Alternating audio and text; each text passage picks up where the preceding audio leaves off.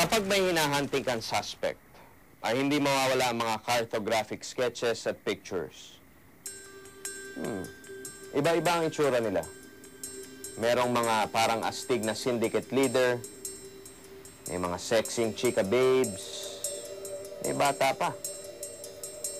Paano kaya sila naging konektado kay Lupin? Silipin natin. My name is Avril Legarda. Anak mayaman, pampered, educated. In short, heredera with a bright future. Pero dahil sa hindi sinasadyang pagkakataon, nakilala ko si Lupin. Will I stand by him? Or stand by the saying that crime does not pay? Or will love find its way between two opposite individuals? Get the picture? Sino ka? Bakit gusto mo akong patayin? Ano naging kasalanan ko sa'yo? Sino to? From head to toe, kilala at tinanggap ko pagkatao ni Lupin. Ang lalaking pinakamamahal ko at ang lalaking maghahatid sa akin sa altar to be my husband. For better or for worse, till death do us part. I am Angeli, Lupin's bride-to-be. One reason lang, Ma. At yun ang pinakamabigat sa lahat. I love him. Ako si Ashley Calibre. Very sexy but ultra deadly. Dati kong boyfriend niyang si Lupin. Pero dahil babaero siya, kamunti ko na siyang patahimikin. Mabuti na lang we end up as friends pa rin. Kaya ngayon, ako ang #1 sidekick niya. O ano?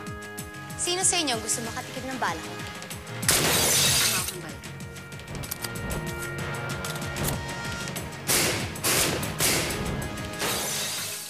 Kikay? Oo. Pag ito ang hawak ko, patay na kung patay. Matira ng matibay. Lalo na kapag silupan ng tinira mo, ako ang makakalaban mo. Bridget is the name. Throwing knives is my game. Let's get it on.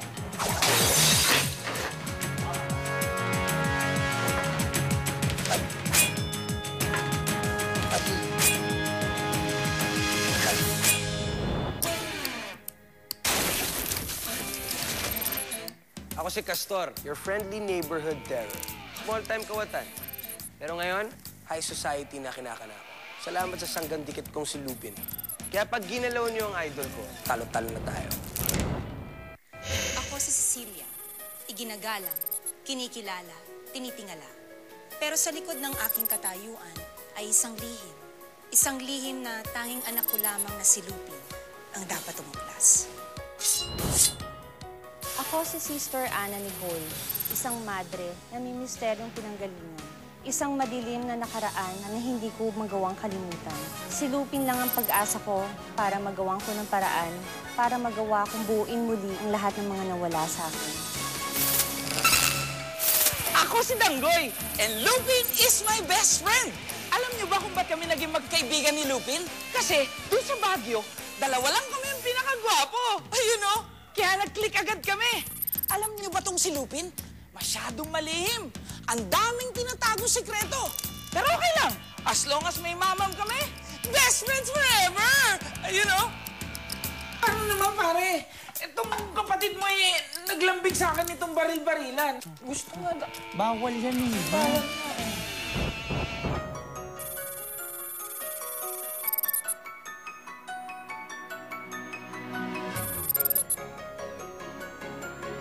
Kahit kailan, hindi niya ginampanan ang pagiging ina kay Avril. Nakita ninyo ang attitude niyang si Edith? Talagang parang wala siyang pakialam sa anak niya. Pagkasama ko si Kuya, protected ako. Matapang siya sa iba, pero sa akin, sweet siya. Kaya pag inaway niyo ako, isusumbong ko kayo kay Kuya. Ako si Angela, ang nag-iisa at tanging girl ng Kuya Lupin ko. Malungkot ka kasi, kaya papasayin kita.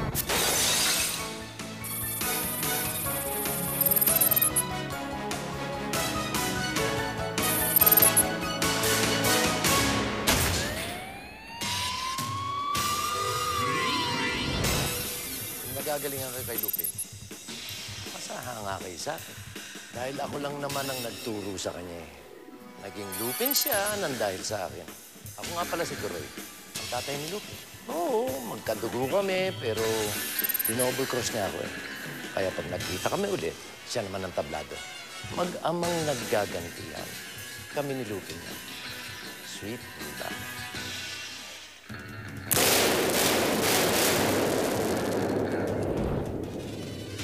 Hindi niyo ako mauutakan! Walang pwedeng mga isa kay Turoy. Ako si Josh. At galit na galit ako sa Lupin na yan. Dahil mininakaw siya sa akin. At kapag nagkita kami, patay siya sa akin.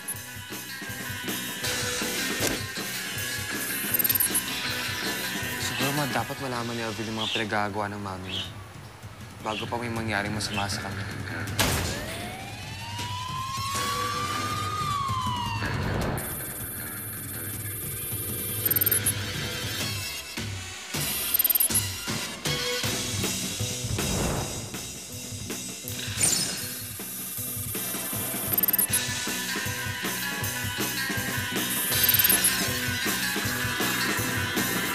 Silang mga daga na nagtago sa ilalim ng lupa.